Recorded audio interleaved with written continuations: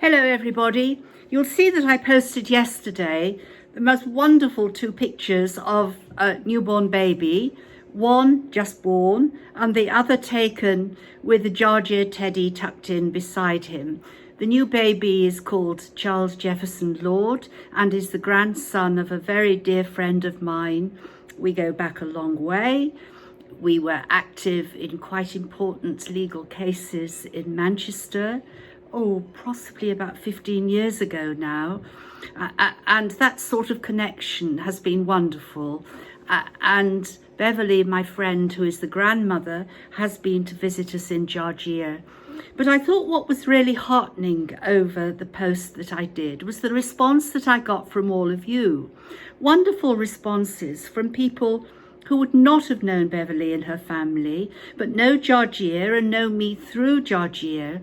And what it says to me is the people who support Georgia and are part of Georgia value humans and human families just as much as they care about the welfare work that we do for animals. Because, you know, I've always been very keen to promote the idea that what we do isn't just about saving old broken down donkeys. It's about aiding humanity as a whole, the local community, the people who work here, the people who have a salary that otherwise might not have one unless they worked at Georgia, the people who grow the grain for us, and the list is endless. Apart from I don't like to see education because I think it's awful to think that we're teaching people. Nothing could be further from the truth. But the awareness that people have having contact with us is affecting a whole new generation of Moroccans. And for that, we are extremely grateful and know that what we have done is the right thing. However, doing the right thing brings huge handicaps. And you will also have seen over the last couple of days, I posted a photograph of two of our most favourite donkeys here going to a new home for a new life. And what happens when they come here and they're in need? We inevitably get close to them. They become part of the community.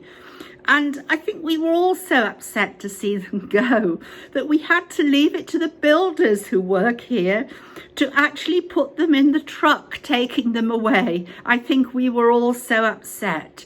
But they are going to a good home. And I think in many ways they will have a better home than the home they would have had here for the next few years. They will meet interesting visitors. They will live amongst a small group of animals, including camels. And clearly the people who came for them were very caring and compassionate. And I think it is best, because that in turn leaves just a tiny bit more space. And gosh, we need space all the time. We're bringing a mule down from the mountains this weekend who is coming down, who's had an injured hip and leg. So again, we've got to sort out stables, and so it goes on. And that brings me on to the third point I wanted to mention to you today. I've often said before that social media can be a blessing and a curse. It's been a blessing for us because I wouldn't have got to know all of you without social media. And for that, we are indebted and grateful.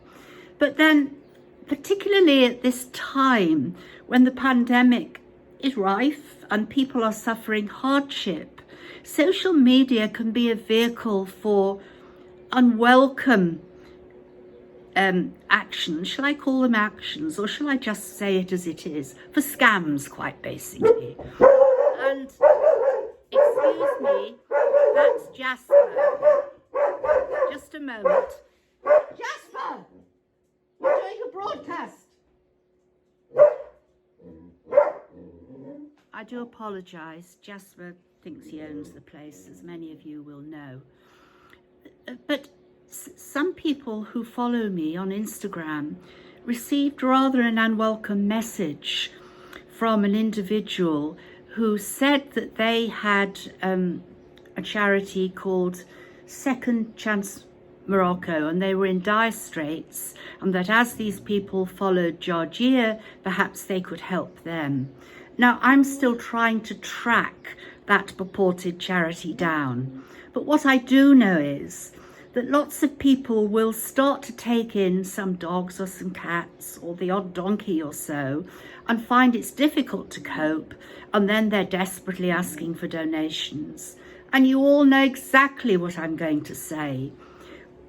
The charitable side of animal welfare will not function properly unless the charities and the associations are registered and regulated.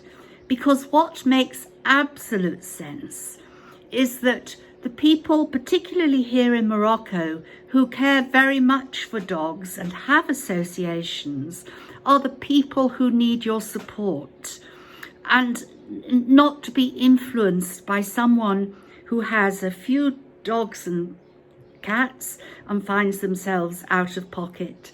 So if any of you get these emails, please let me know and I will deal with them. It is heartbreaking, I know, when people try to do their very, very best.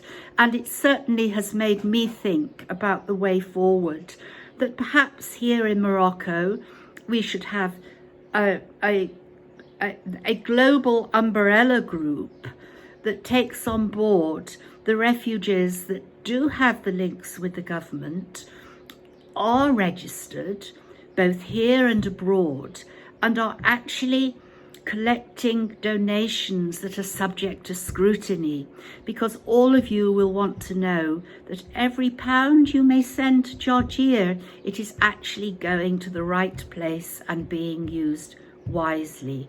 So that's something for us to think about for the future. I'm also quite moved to go back to little baby Charles, although it has nothing to do with my Charles. His family said he was a junior supporter, and I think perhaps this year we should look at having a special group for our junior supporters, because sometimes the things that we post can be quite distressing for children, and it would be lovely to feel that we had a group of junior supporters. Jasper has said I've said enough, so I'll finish at that point, and thank you for listening. Bye-bye.